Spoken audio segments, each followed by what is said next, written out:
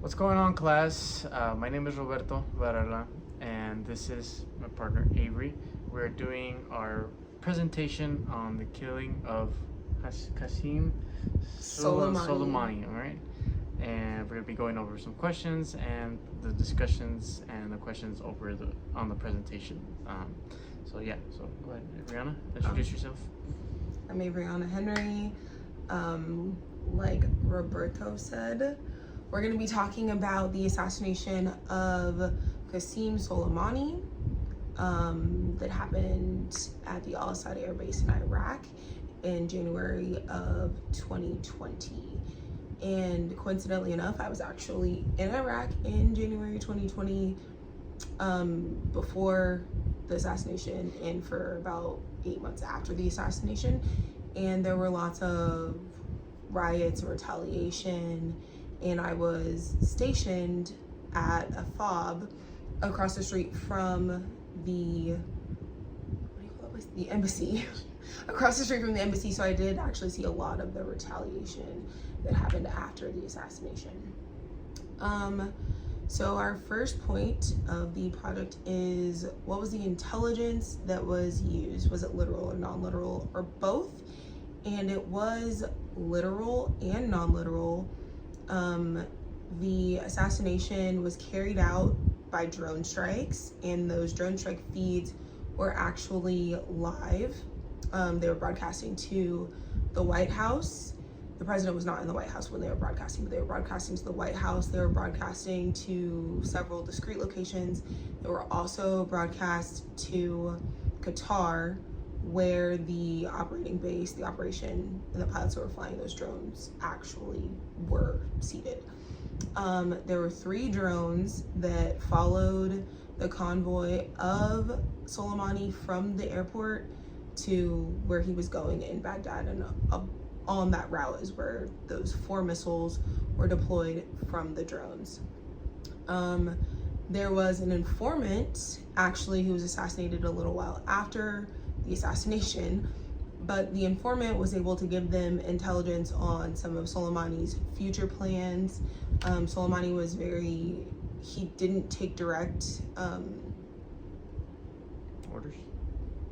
Responsibility. He didn't take direct responsibility for a lot of the things that he was actually responsible for planning, and through the informant they were able to kind of decipher the things he was actually responsible for. And again, they were able to identify him on the ground when he did land at the airfield through United States agents on the ground who were able to identify him. So that was a lot of human used to gather information about Soleimani. With that, I'm going to pass it off to Robert for next. So the next one was, does this event highlight any limitations or strengths of certain intelligence? And I went over 2 of them that I think highlighted the most of intelligence. And the first one that I highlighted was the practice of imagery intelligence. And it's important to highlight because, of course, we know that with that intelligence, we could see, where the location of Soleimani was, where the strike eventually hit the ground and killed him. And because we had that imagery intelligence, we could identify and pinpoint his location, right? So because of that, it made it easy for us to have the drone strike go well and for the drone strike to go smoothly, right? So we didn't have to, in other words, guess where his area was, right? Because of course of civilians and other people that are around the area. But because of that, we were able to locate him, and of course the drone strike. One of the weaknesses though is, of course, when you do have any type of intelligence, but specifically imagery or any signals intelligence, is that there's nothing much that you can do once you find that intelligence. So for example, you see where the person is located at, and you find the person, okay, but now you have to get pre-approval or approval to actually have a strike from, the president or Congress or the government. So that's one of the weaknesses, right? And the next one that highlights, the strengths and limitations of certain intelligence is the aspect of human intelligence. And because we understand how Avery was talking about, there was an informant. His name was Mohammed Musawi or whatever, who was gathering the intelligence for the Americans on our side. And because of his efforts of being able to cooperate with the U.S. and being able to go against his own country and risk that, cause that espionage, he eventually, gave us aspect where he was, location, anything that was valuable to the United States government he gave us, right? And that was one of the strengths, right? But one of the weaknesses, though, was that eventually we did know that about a week and a half later, he was killed. And he was killed because, of course, people found out what he was doing and things like that. And that would be one of the limitations, because you risk a life, you risk, the ethical side of it, the moral side of it. So, yes, with that in mind, maybe we'll go over the next question. So I kind of talked about this already, but the specific technology that was used in this assassination, there were 3 Reaper drones. They were carrying 4 Hellcat missiles, and those drones were also equipped with cameras and infrared technology so that we could get a visual that was broadcast. That live feed was also used to assure that there were no Americans that were in the target area, which avoided a lot of collateral damage. So that technology was very specific, and it was critical to saving American lives, and there were no American casualties in the conclusion of the drone strike. There were some injuries that some of the military on base and around suffered, but again, no casualties. With that, I'm going to hand it back to you. So the next one was, what are the long-term effects of this event on intelligence collection as a discipline? Right, so the assassination of Qassem Soleimani was one of the most controversial assassinations because of the report and the outcry from the people. The people in Iran, they loved the general. They saw him as a hero and things like that. And obviously, we didn't see him as that, right? The Americans, he had a history of supporting anti-American groups.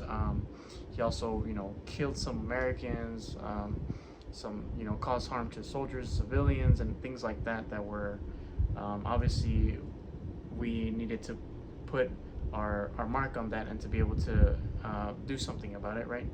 And because of all that, because of everything that he did, right?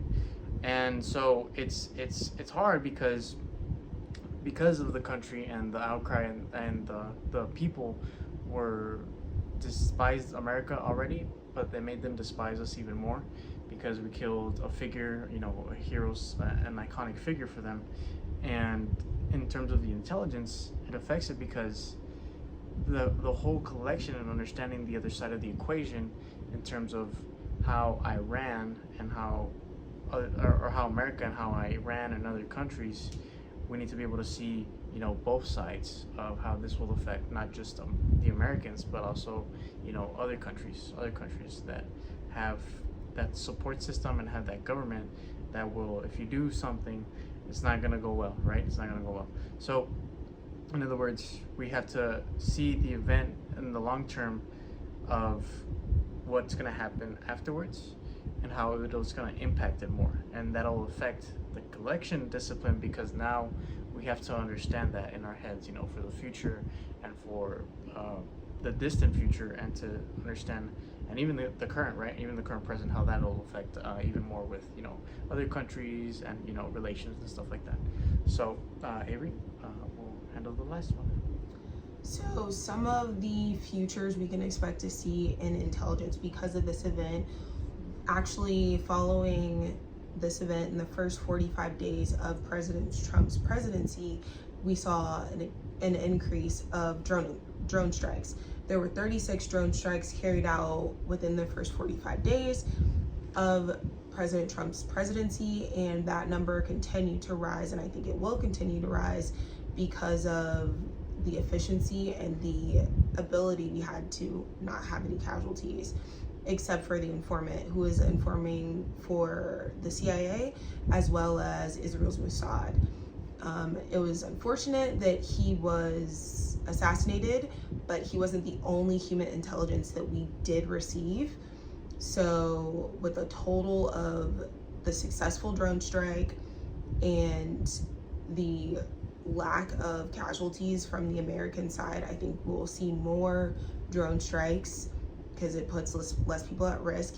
And also through this cooperation with Mossad and other agencies, we've started to share more data, specifically metadata, with Germany, and with the Netherlands has taken a huge rise after this assassination. So with that in mind, we're gonna go over our discussion questions. And our first discussion question, did the killing of the general justify the means, right? Was the killing of the general in the end, was it worth the outcome, right? That's our discussion. That's one of our discussion questions, because of course we can go back and forth of, you know, who thinks if it was good or it was bad, if it should have happened, if it shouldn't have happened. We can go over, you know, that part of discussing the entire operation and the outcome. So, yes, next. My discussion question, something I think that we should think about looking at this event, is should we have more protection for our assets? The CIA did monetarily compensate for the informant, but he was still killed. So do you think that the money was enough compensation, or do you think that Mossad or the CIA should have provided protection for its human assets? And well, with that in mind, that is the end of our presentation. Thank you everybody who watched. Thank you everybody for tuning in, and thank you very much. We look forward to hearing your responses. Yes. Have a good day. Have a good day. Thank you.